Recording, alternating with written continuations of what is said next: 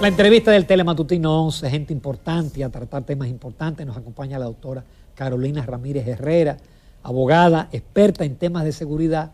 Ella fue designada junto a otros dos, mi amigo Daniel Pou y otra persona, para asesorar a Servio Tulio. No le gusta que uno le diga a la comisión, sino el equipo, la mesa de discusión para la modernización de la policía.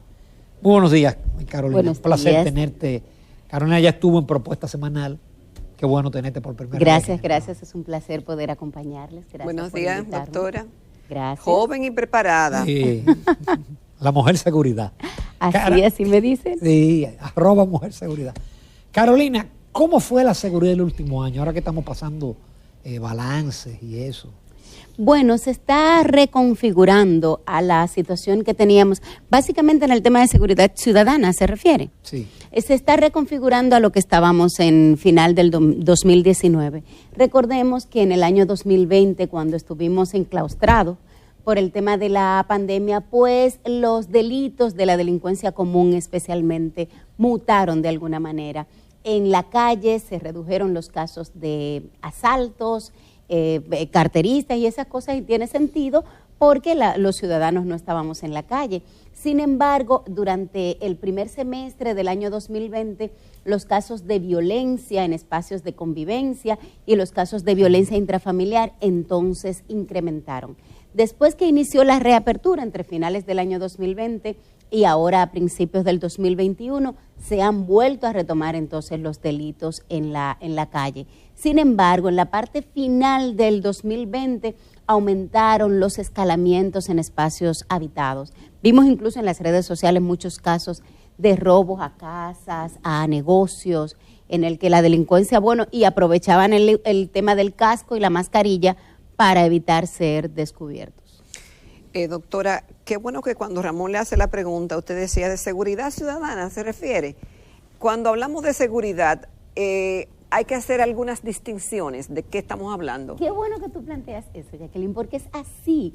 La seguridad tiene que ver con cada aspecto del ser humano, ¿verdad? En cada aspecto del humano hay algún componente de seguridad. En sentido general, la seguridad es esa situación donde no hay condiciones que pudiesen afectar negativamente el desarrollo natural de algo. Y así perfectamente pudiese ser seguridad nacional, seguridad pública, seguridad sanitaria, seguridad internacional. Seguridad internacional, Ciberseguridad. por supuesto, ciberseguridad, seguridad escolar y educativa, ahora que retornamos a las clases.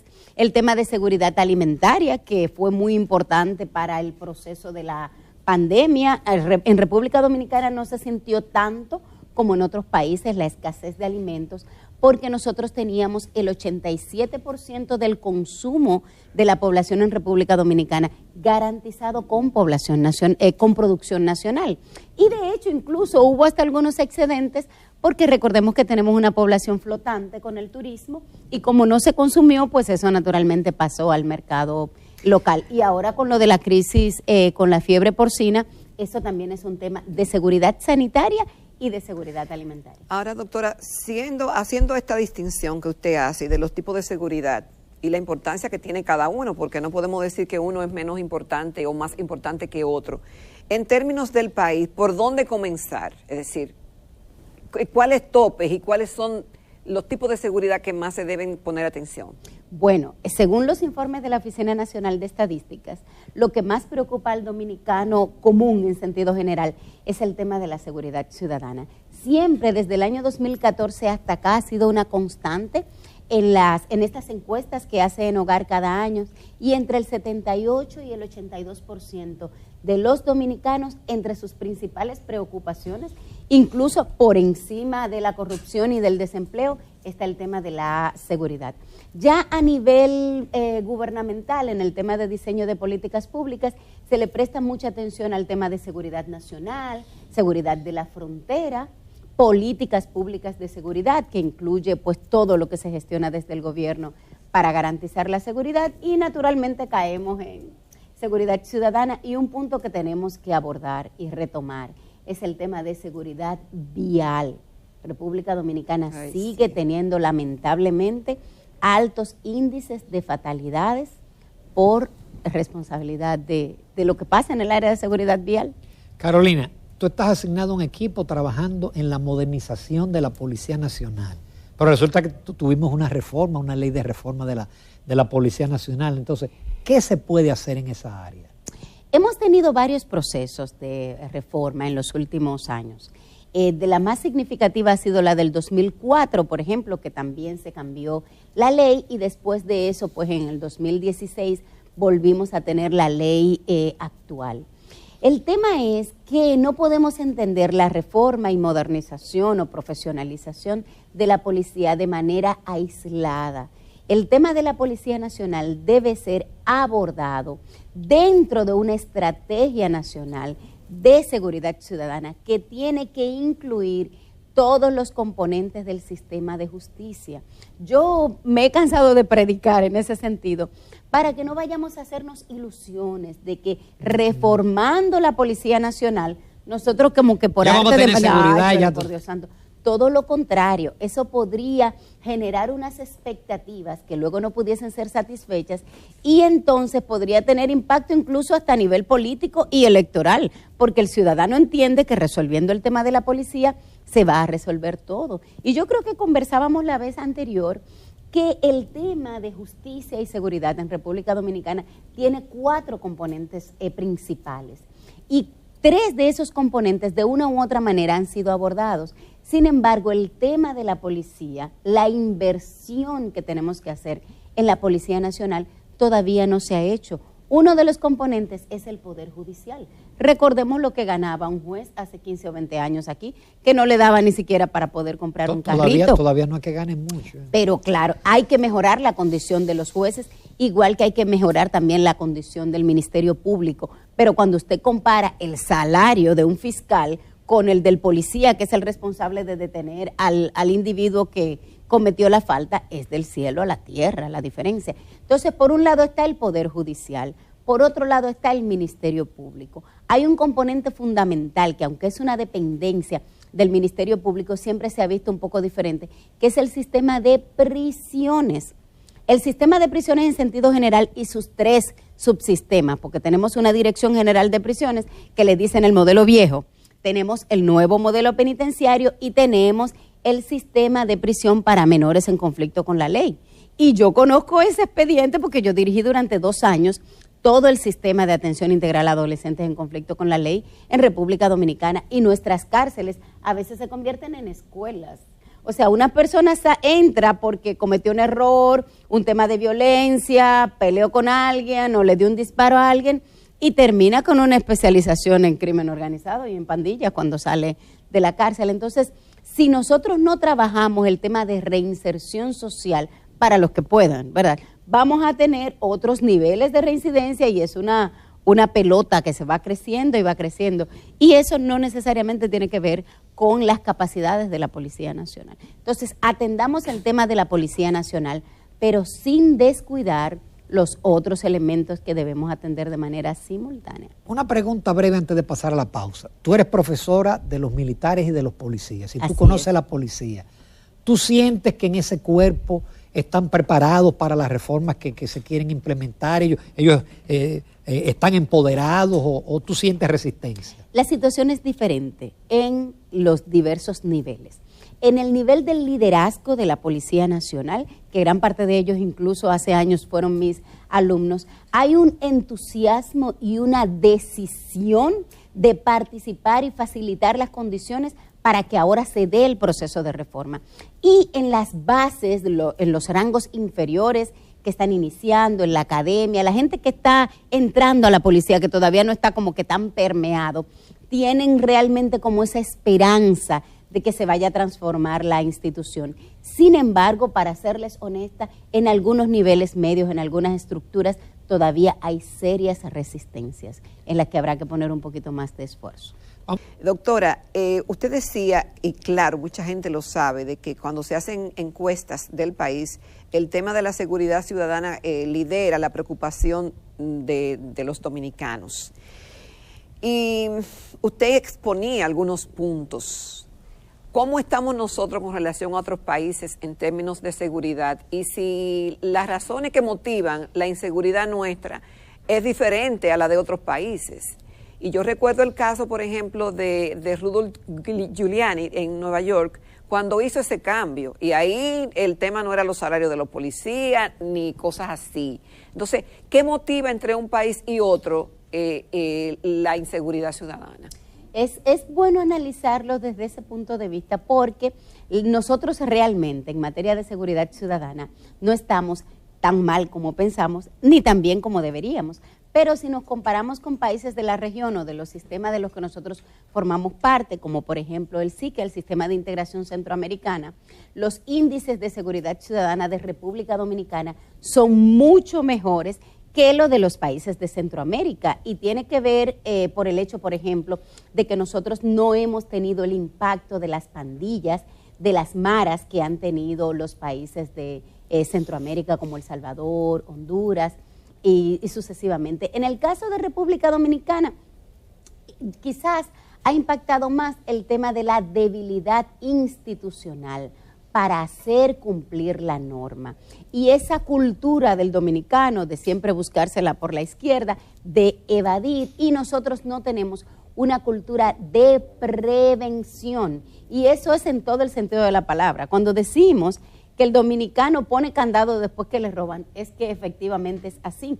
Nosotros no somos previsores por cultura. Yo creo que si como sociedad promovemos, y eso es desde kindergarten, una cultura de prevención y fortalecemos las capacidades institucionales para hacer cumplir la ley, nosotros podríamos dar un salto cuántico, porque el dominicano aquí tira la basura en la calle, dobla donde no tiene que doblar, hace un tapón donde no tiene que hacerlo, pero desde que se monta en un avión y se va a Estados Unidos o a Europa, ese es el ciudadano más correcto. Yo no sé si es que tiene algo el aire de los aviones o tiene que ver con la institucionalidad en esos países. Y el régimen de consecuencias. Exactamente. Entonces nos damos cuenta en ese comportamiento que el dominicano tiene capacidad para someterse. Ahora, si no hay una estructura institucional y un régimen de consecuencias, como bien usted planteaba,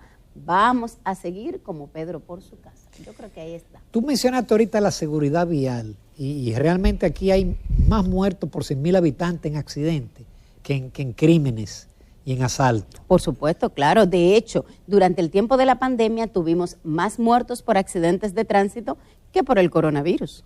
O sea, nosotros tenemos una pandemia más grande en el tema del tránsito que con el mismo caso del COVID. Y ahí la razón sería la misma, doctora, la falta de consecuencia, de que la gente anda como no respetando las leyes de tránsito. Aquí las leyes de tránsito, la policía y quienes tienen la responsabilidad de resguardarnos, eso es un día pongo una multa por algo, pero después la quito, si yo quiero recaudar, ahí no se dobla, pero esta semana o en este mes sí. Es decir, que no se sabe con certeza cuándo te van a aplicar la ley o cuándo no. Y a propósito de la ley, nosotros tenemos de las legislaciones más modernas y completas en el tema de seguridad vial, tránsito, movilidad y transporte. Precisamente por eso que planteaba don Ramón, por el tema del régimen de consecuencias. Y nosotros tenemos que invertir en seguridad.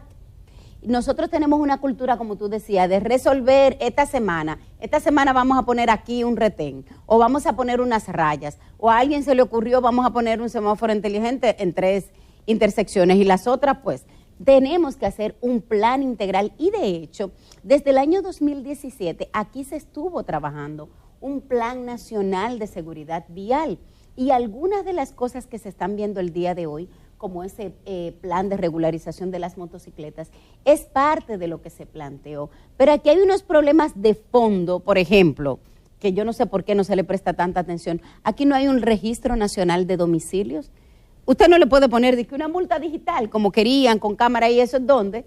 Si una persona vive en Los Minas y todavía su cédula aparece que vive en San Juan, por decir. Entonces, aquí ha habido un poco de resistencia con eso, sobre todo por el tema de los partidos políticos, que dicen no, porque hay personas que quieren ir a votar a un lugar, porque ahí es que tiene sus vínculos políticos. Sin embargo, perfectamente el sistema civil de la República Dominicana permite separar el domicilio de la residencia. Entonces, perfectamente nosotros deberíamos tener una base nacional, un registro nacional de domicilio, donde una persona pueda ser localizada de 24 a 48 horas, como en Estados Unidos, en España, en Argentina. Cuando usted se muda de una demarcación a otra, usted tiene que ir al correo, al instituto postal, usted tiene hasta 30 días para hacerlo. Y aquí en República Dominicana se hace, pero solo en el régimen fiscal. Usted tiene la obligación de avisarle a la DGI si usted mudó su domicilio, ahí sí, en el tema tributario. Pero en las otras áreas no nos hemos preocupado. Y yo entiendo que eso podría ser atractivo incluso hasta para el sector privado, porque acá el sector comercial a veces tiene muchísimas dificultades para localizar a sus clientes, tanto a sus deudores como incluso a sus posibles clientes. Entonces, a la hora que nosotros tengamos un registro nacional de domicilio, vamos a poder determinar dónde están realmente las poblaciones vulnerables, vamos a identificar también las personas que están en el sistema penal o que han tenido un proceso judicial o que han sido sancionados por un tipo de delito, como por ejemplo el tema de abuso contra menores, que se supone que ese tipo de personas deberían estar localizados. Sí. Y es una pena que una herramienta tan básica como esa, y nosotros teniendo una estructura nacional del Instituto Postal Dominicano, el Instituto Postal Dominicano tiene estafetas en todo el territorio nacional y perfectamente esa estructura podría utilizarse para eso. Yo creo que eso sería un paso de avance significativo. Bueno, una ideita ahí que lanzamos. Pero, doctora, sigo estando como perdida porque son tantos los retos y el tema que si para tener una mejor seguridad depende de tantos factores, algunos de ellos hasta culturales. Claro. ¿Cómo cambiar esa dinámica y ponernos todos en la misma página? Es decir, ¿por dónde hay que comenzar? El tema es que nosotros hemos vivido poniendo parchos. O sea, nosotros no hemos hecho una estrategia integral que se le haya podido dar seguimiento. En el caso particular de la seguridad ciudadana, que es el que más preocupa, nosotros tuvimos en el año 2004 un Plan Nacional de Seguridad Democrática, que la gente recuerda Barrio Seguro, pero eran 17 programas y subprogramas simultáneos. Luego en el año 2010, 2012, cambiamos a un plan integral de seguridad ciudadana. Ahí fue cuando salió, por ejemplo, Ciutran. No sé si ustedes recuerdan que ahí entonces pasaron las Fuerzas Armadas a apoyar a la Policía Nacional en temas de orden público. En el 2016 al 18 empezamos la reforma de la Policía Nacional, pero también la dejamos a mitad. Tuvimos un Plan Nacional de Seguridad Interior para atender la seguridad ciudadana, que fue una figura que yo no entendí mucho, y ahora en el 2021 estamos otra vez. Entonces, nosotros no terminamos un plan cuando empezamos otro, empezamos otro.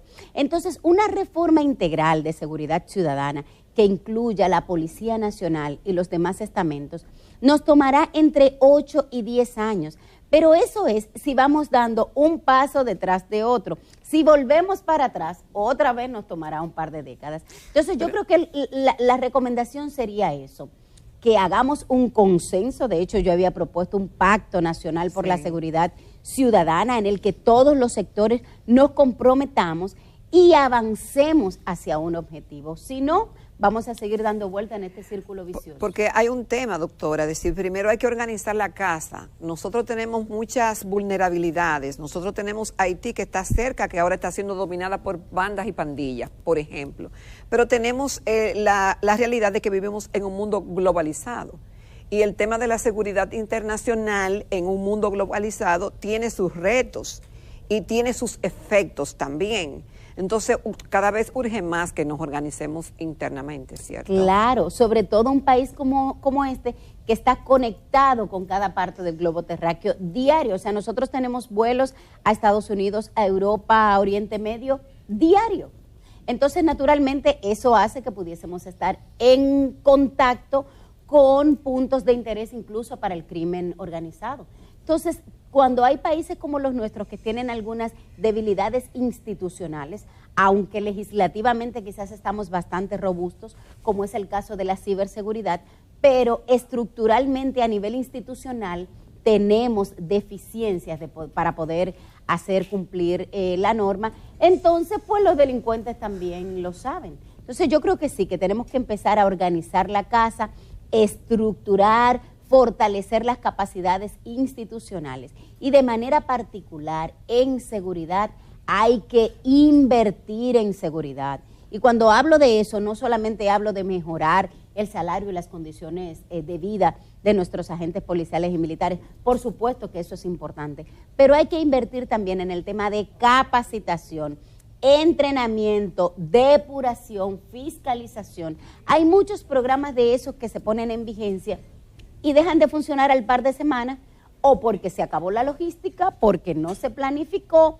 o porque no ha habido supervisión. Aquí falta mucho el tema del seguimiento, monitoreo y medir. Aquí no se mide, medimos cositas así, pero en materia de seguridad, tenemos varios observatorios, pero el observatorio, por ejemplo, de seguridad ciudadana, sirve para medir cómo estamos, pero no utilizamos esos insumos, esa data, para diseñar políticas públicas, sino cada vez inventamos una cosa diferente.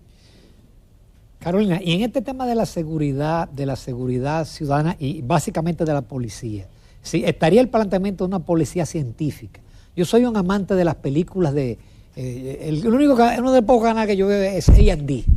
Y yo me emociono cuando veo el uso del ADN, la investigación. Es decir, podemos aspirar a tener un banco de ADN y que el ADN se utilice, porque ese elemento es clave hoy en la detección de los crímenes. Claro que sí, por supuesto que podemos aspirar a eso, solo que va a necesitar disposición de recursos. Y nosotros tenemos un área de policía científica y hay que ver cómo esos muchachos que están ahí se han ido a especializar fuera del país y cómo trabajan prácticamente con las uñas para hacer el levantamiento, así es. Nosotros tenemos esa estructura. El detalle es que no tienen las capacidades a veces ni siquiera para poder hacer un levantamiento de huellas. Vemos que tienen que estarles donando kit para hacer levantamiento de huellas dactilares y eso, cuando deberíamos invertir.